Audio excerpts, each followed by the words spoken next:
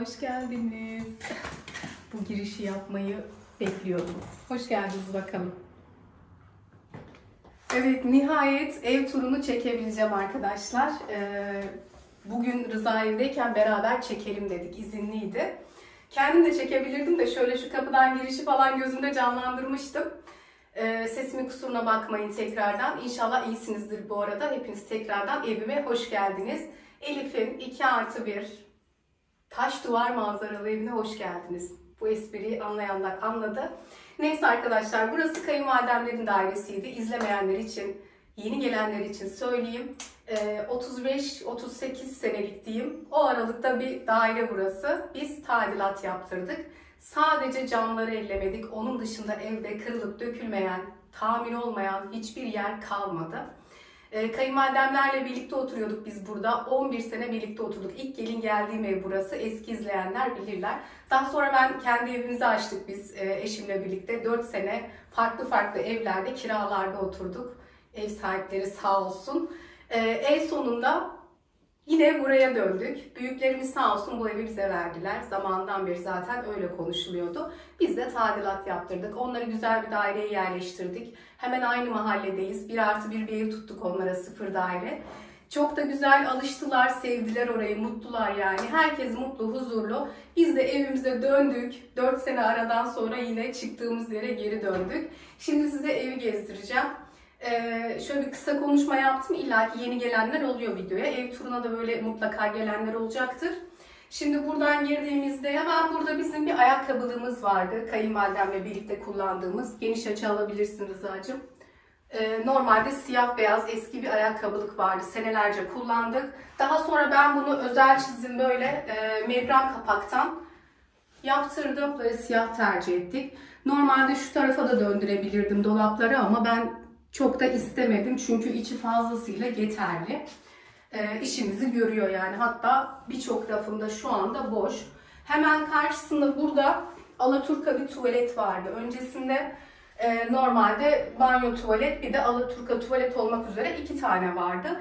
Ben burayı çamaşır makinesini banyoya sokmak istemediğim için bir çamaşır odası yapmak istedim. İleride dedim kurutma da alırım. Hani böyle bir oda olur. Kapısını sürgülü tercih ettik. Açılan kapı istemedik. Çok da güzel oldu bu şekilde.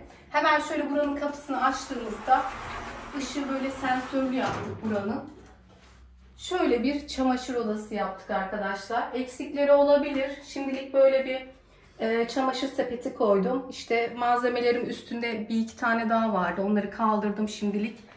Orada çamaşır sepetim var. Böyle düz bir fayans. Buraya bordür falan koydurmadım. Bir tane yolluk attım. Böyle kutu gibi bir çamaşır odası oldu. Diyorum ya alaturka tuvalette ama biz böyle hani yapalım dedik. Her gören de çok beğeniyor. Özellikle komşularımız, onlara da fikir oldu mesela. Burayı da böyle yaptık. Hemen buradan yine salona geçiyoruz. Normalde bizim salonumuz çok açık. Yani burada kemer vardı boydan boya. Çok açık bir salondu. Yarıya kadar duvar örüldü buraya ve kapı koydurduk. Dedik ki salondan banyo kapısı görünmesin. Tam karşıda banyo vardı. Böyle giriş ayrı olsun dedik. Böyle 2 kapaklı bir kapı tercih ettik. Çok da güzel oldu. Yani eskiden kemer vardı dediğim gibi. Kapanınca böyle daha hoş göründü. Buradan kocaman L tipi bir salonumuz var. Her yer, bütün duvarlar saten alçı oldu bu arada. Sadece salona asma tavan yaptırdık. Diğer odalara, girişe, mutfağa tercih etmedik. Onun dışında boyamızı herkes çok beğeniyor. Tekrardan söyleyeyim. Filli boyanın Hasır 310 koduyla, onu da söyleyeyim, kapılarla falan uyumu çok güzel oldu. Kapılar Vaydor kapısı zannedersem. Evet, doğru söylemişimdir umarım. Böyle beyaz tercih ettik. Bu şekilde yemek masasını böyle koydum. Yerlerimiz bu arada ilk önce biz bir açık renk laminat seçmiştik arkadaşlar. Daha sonra meşe rengi parkelere döndük. Bu da Florpa'nın Lefkas meşe diye geçiyor. Şuraya bir yere yine unutmazsam yazarım. Florpa'm Lefkas meşe diye geçiyor. Bence çok güzel oldu. Buraya hemen konsolumu koydum. Benim daha önceki evimde biliyorsunuz konsolun üzerinde TV vardı. Tabii boş kaldı böyle koyunca. Çünkü biz TV'ye panel yaptırdık. Konsolu da o tarafa koymadık. Bunun üzerine bir dekoratif ayna düşünüyorum. Özel yapım yine bir şey yaptıracağız. Tabii aksesuar anlamında eksikler var. Örneğin masama örtü falan sipariş ettim ama yetişmedi. Ev turunda çekmek istedim. Güzel bir vazoda bir çiçek. Buraları biraz hareketlendirebilirim. Şuraya bir saat düşündüm. Çok güzel bir saat beğendim aslında. Sepetimde hala bekliyor. Onu alacağım. Aksesuarlar eksik. O yüzden şimdiden söyleyeyim. Perdeleri bambu tül tercih ettik. Bu taraftan karşıdan çok geçenler olduğu için bu tarafı böyle iki parça değil de düz yaptıralım dedik. Altında yine storu var. Tüller böyle çok güzel. Bunları çok sevdim gerçekten. Kumaşları çok güzel. Maalesef diğer evdeki tülün buraya uymadı. Yenilerini yaptırdık. Hemen şimdi salonun bu L kısmına bu tarafa dönüyoruz. Burada yine geniş açı alabilirsin. Koltuklar bu şekilde daha düzenli oluyor. 2-3'lü böyle karşılıklı, berjerler de bu tarafta kalıyor. Yani onları kaldırmadım, iptal etmedim. Aslında dediniz birçoğunuz ama biz böyle memnunuz açıkçası. Bizi rahatsız eden bir görüntüsü yok. Şöyle döndüğümüzde özel yapım bir panel görüyorsunuz. TV paneli. Lambiri'den bu şekilde aydınlatmalı ledli bir panel yaptırdık. Bunu Özkan abimiz yaptı. Lina Dekor. Buradan selamlar olsun. Herkes de çok beğeniyor. Akşamları bunun ışığıyla duruyoruz sadece. Normalde ben buraya çıta uygulaması yaptıracaktım. Baktım yine hemen hemen aynı fiyatlara geliyor. TV paneline döndük. Ayrı bir hava kattı açıkçası. Bu şekilde 6 ünite olarak kullanılıyor. Dolapları var. Çok fazla bir şey doldurmadım ben tabii ki. Hemen yine buradaki perdemi böyle iki şekilde açmalı tercih ettim. İki parça şeklinde. Bu taraf karşıya o meşhur taş duvara baktığı için ben de o taş duvarı çok sevdiğim için burayı böyle açık tercih ettim. Balkon takımım var orada. Şimdilik oraya koyduk. Kışın ya üzerini örteceğiz ya kaldıracağız. Orayı da göstereceğim size. Böyle perdeleri halatlı tercih ettik burada. Diğeri düz dediğim gibi. Bizon rengi halat koyduk. Böyle dönüyoruz. Salonumun genel görüntüsü bu şekilde. Masayı siz böyle çevirin demiştiniz. Normalde ben böyle yatay bir şekilde koymuştum. En son dikine çevirdik. Dediğim gibi aksesuar eksiği var. Tamamlanacak. Aynamı ben şimdilik oraya koydum. Aslında sevdim de orada. Hani buranın ışığı falan da güzel ama girişe de olabilir. Duvara da asılabiliyor bu ama ben şimdilik burada kullanıyorum. Zamanla ne olur? Bakılır. Kullandıkça eşyanın yerleri değişebilir bazı eşyaların. Buradan hemen şimdi mutfağa geçelim. Şimdi salondan çıkıyoruz. Şöyle ara bir koridorum var arkadaşlar. Böyle beni takip edin bakalım. Ay gelin evinde gibi hissettim kendimi. Yarışmacımız Elif Hanım evinin kapılarını bugün size açıyor canlar. Böyle buyurun. Elif'in bu arada 4. evi. Yani 4. evi. Mutfağa geçelim önce. Mutfağı zaten artık videolarda gördünüz ama şöyle bir genel görüntüsüne bakalım. Mutfağım çok içime sindi. Ben çok beğendim. Kutu gibi bir mutfak oldu. Eksikleriyle fazlasıyla artık dediğim gibi beğenmeyenler de olabilir tabii. Her videoda olduğu gibi ama ben çok sevdim. Hemen giriyoruz mutfağımıza. Evet, hoş geldiniz tekrardan mutfağa da. Bu kısımdan, neyse buradan başlayalım. Gel böyle Rıza'cığım. Böyle balkona açılan bir kapımız var. Salondan da çıkılıyor oraya. Tülümüz yine burada bambu tül tercih ettik. Yarım ay şeklinde yaptırdım. Altına stor yaptırmadım karşıdaki görüntüyü sevdiğim için. Bir de çok kullanılmıyor. Biz daha öncesinde de annemle birlikte otururken burada stor kullanmıyorduk. Gerek kalmıyordu. Hemen şöyle masamızı buraya koyduk bu kısma. Bu benim zaten var olan bir masamdı ama ileride böyle beyaz bir masa tabii ki düşünüyorum. Yani bunu 4 senedir kullanıyorum yani memnunum ama beyaz bir masa daha şık olur. Zamanla tamamlanır diye düşünüyorum. Şimdi dolaplara dönelim. Dolapları böyle akrilik kapak tercih ettik arkadaşlar. Üst kapaklar basmalı. Alt kapaklarımızı şöyle tutmalı tercih ettik. Kulpsuz istedim. Membran kapak yaptıracaktım. Membran mı akrilik mi arasında kaldım açıkçası. Daha sonra buna karar verdik. Bu iki tarafını böyle camlı tercih ettim. Simsiyah cam da koyabilirdik. Ben biraz dedim antrasit gri olsun hani ocağına falan da uyumlu olsun diye. Ocak setimiz burada Beko'nun. Bu renk tercih ettik. Bundan da çok memnunum bu arada. Gerçekten güzel çıktı. Silmesi falan çok rahat. Hiç iz falan bırakmıyor.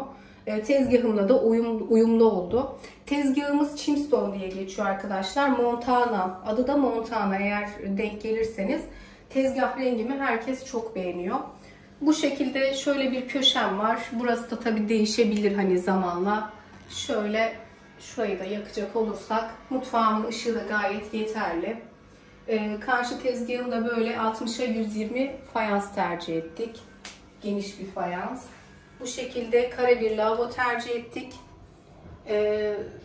Yine böyle kare şekilde de batarya tercih ettik.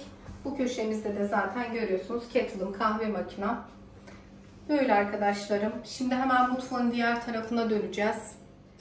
Mutfağın bu kısmında da bir kiler dolabımız var. Ben alt taraf çekmeceli olsun istedim tencerelerimi koymak için. Fırını buraya aldık. Orada çekmece kullanalım diye. Fırın burada. Daha öncesinde de kullanışlı oluyordu. Ben de bu şekilde yaptırdım. Burası böyle tamamen 2 raflı, güzel büyük bir dolap oldu. Her şeyimi toparladı. Üst dolabım da bayağı geniş. Normalde bizim kendi eskiden kullandığımız dolaplar bu şekilde yukarıya da devam ediyordu. Ben o devamlılığı istemedim. Çok da böyle dolap olsun istemedim. Yeterli de geldi açıkçası. Burayı da böyle yaptık arkadaşlar. Yerlerimizin yer fayanslarını gösterelim Rıza'cığım. Balkon yerlerimle mutfak yerim aynı. Bu şekilde gri tercih ettim. Yani hoşuma gitti. Parlak tercih etmedim açıkçası. Halıyı zaten Trendyol'dan aldım biliyorsunuz. Yedeği de var. Benim gri bir halım da var. Bu şekilde mutfağım. Mutfağımda çok seviyorum. Yani zaten alışkınım. 11 senem burada geçtiği için hiç yabancılık çekmedim. Yenilenmiş haliyle şimdi de kullanmaktan gayet memnunum. Gayet de güzel oldu. Buraya avize koydurmadık. Avize yerine odalara, işte banyoya, girişlere, hepsine bu 30 voltluk bu yuvarlak, ne deniyor buna Rıza? LED armatür. Armatür kullandık. Yani sanki böyle daha hoş oldu gibi geldi bize. Avize istemedim nedense. Zamanla ne olur bilemiyorum. Ama şimdilik bu armatörler işimizi görüyor ve aydınlatması da bence çok güzel. Temizliği de kolay diye düşündüm. Şimdi buradan çocukların odasına, en sonunda banyoya geçeceğiz. Evet, şimdi bakalım çocukların odasına. Hemen mutfağın yanında. Öncesinde burası aslında oturma odamızdı bizim. Normalde bu ev 3+1'di. Eski izleyenler bilirler. Biz ne yaptık? Küçük odayı yatak odamıza kattık. Yatak odasını salondan giriyoruz. Onu en son göstereceğim. Demin unuttum. Çocuk odamıza girelim. Yatakları böyle bu şekilde karşılıklı istedim arkadaşlar. Daha hoş durdu. Kare bir oda burası. Fazla da şekle girmiyor açıkçası ama en olur şekilde buydu. Tüllerimiz benim daha öncesinden olan oda tüllerim. Hem yatak odamda hem burada kullandım. Sadece yanlardan biraz boşluklarımız kaldı. Ne olur zamanla fon eklenebilir tül fonlardan. Ya da ileride değiştirilebilir. Şu anda beni çok rahatsız eden bir görüntüsü yok. İki yatağımızı bu şekilde koyduk. Alan da gayet geniş. Benim yatak odamdaki diğer yolluklarımı attım buraya. Çünkü kızların yolluğu olmadı arkadaşlar. 2 parça böyle yolluk attım. Burada hemen çalışma masamız var. Yatağın devamına koyduk. Bu şekilde sığdı. Bu duvara da dolabı tercih ettik. 4 kapaklı bir dolapları var zaten. Çocuk odasının genel görüntüsü de bu şekilde. Gayet değerli toplu oldu. Yine aydınlatmayı bu armatörlerden seçtik. Yine 30 voltluklardan. Böyle kutu gibi bir odaları oldu dediğim gibi. Ekstra o odayı kapatmasaydık eğer belki çocuklar zamanla ayrılabilirdi ama biz o odayı kapattık. Çünkü o odada pencere yoktu. Yatak odasını çekerken göstereceğim size. Şimdi banyoya geçelim. En sonunda da yatak odasını çekelim artık. Hemen çocuk odasının devamında banyomuz var. Şöyle koridorda arada kalıyor. Şu duvarı ördürmeseydik salondan görünüyordu ama kapattığımız için çok iyi oldu arkadaşlar. Şimdi burayı ben kendim çekeyim dedim. Işığını da yakalım. Elif'in banyosuna hoş geldiniz. Banyoyu hiç göstermedim diye kızanlar vardı ama bunu ev turuna bıraktım. Şöyle bakalım.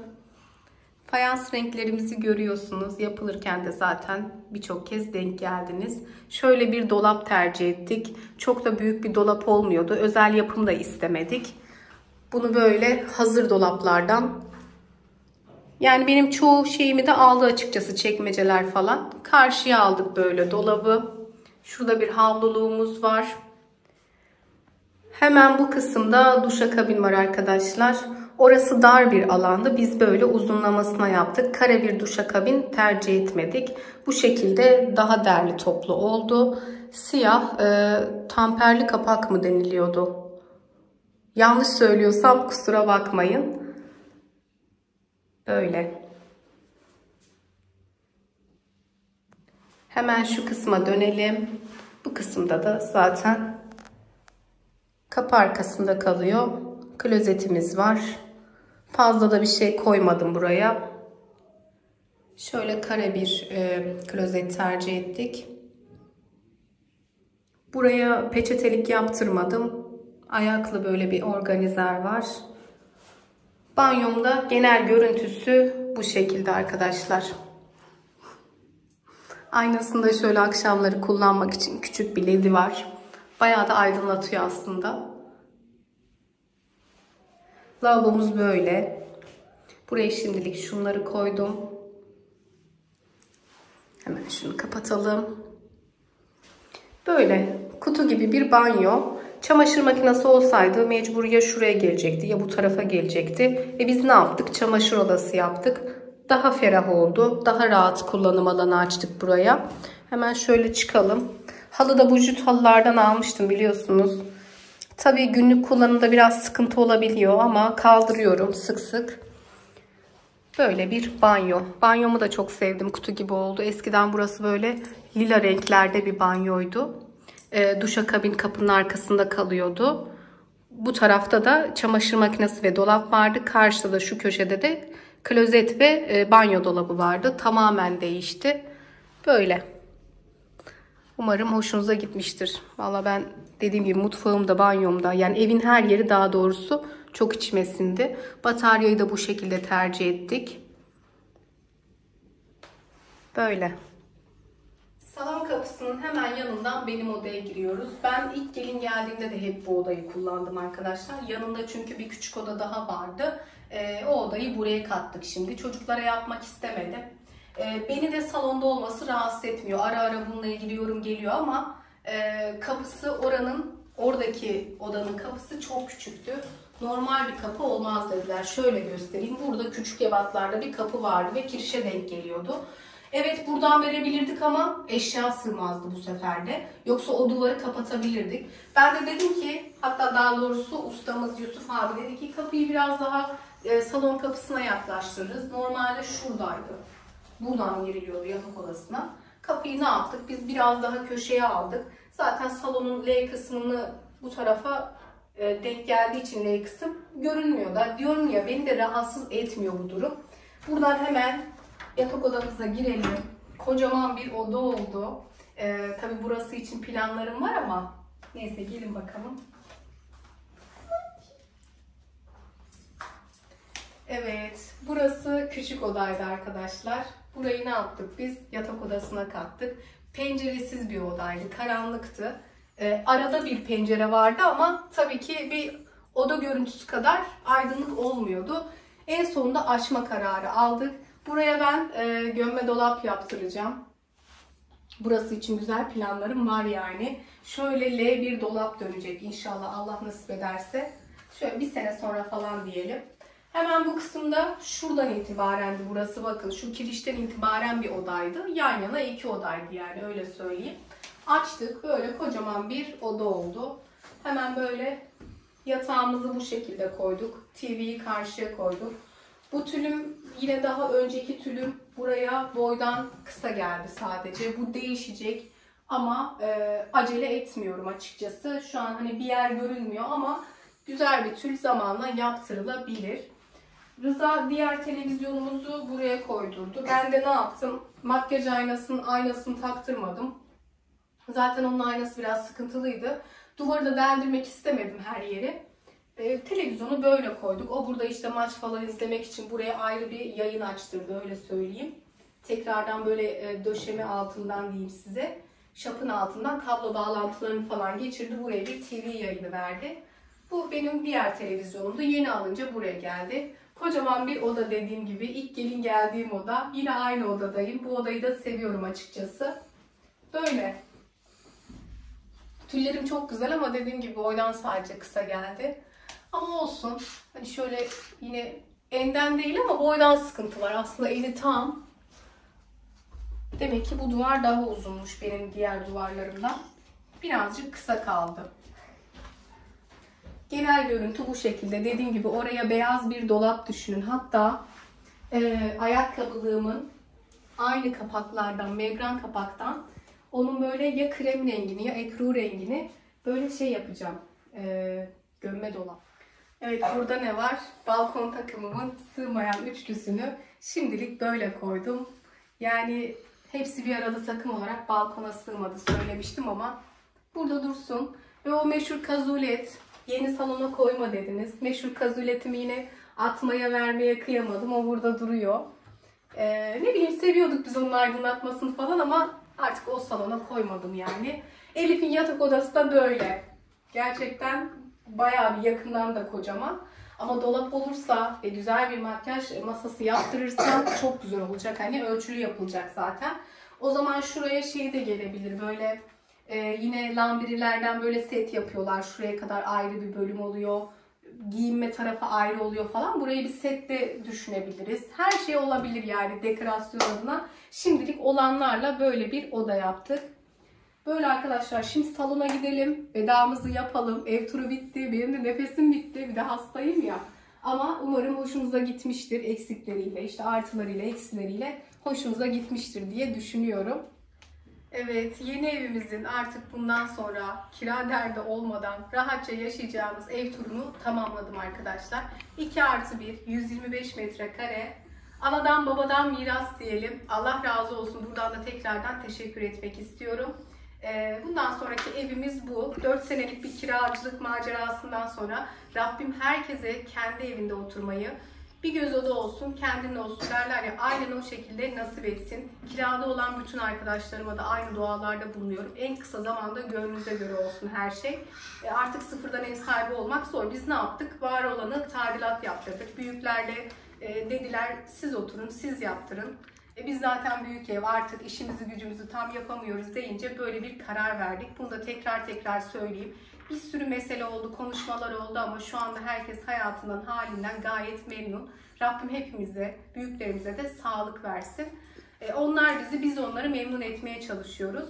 Yeni yuvamız, çektim sizler için. Toplam maliyeti merak eden arkadaşlar var, tadilat yaptırmak isteyenler. Bizim toplam maliyetimiz 445.000 lira oldu ama ıvır zıvırlarla 450.000 lirayı buldu, öyle söyleyeyim. Arada hesaplanmayan şeyler de oldu derken kapım çaldı, geliyorum. Evet, kapı çaldı, Azroş geldi okuldan. Ne diyordum? Bizim toplam maliyetimiz 445.000 lira tuttu ama işte ıvırdır zıvırdır lazım olan, arada alınan yazılmayan şeyler 450.000 lira diyelim. Onun haricinde bir 30.000 lira dolandırılma hikayemiz var. Artık onu saymıyorum, o giden gitti. 470 oldu size, 470. Perdeleri taksitle yaptırdığım için hesaba katmadım. 11.500 de perdelerim tuttu. Ama diğer işte TV panelidir, asma tavanlar, saten alçı, mutfak, banyo, girişler, parkeler, kapılar hepsi içinde toplam maliyetimiz 445.000 TL oldu.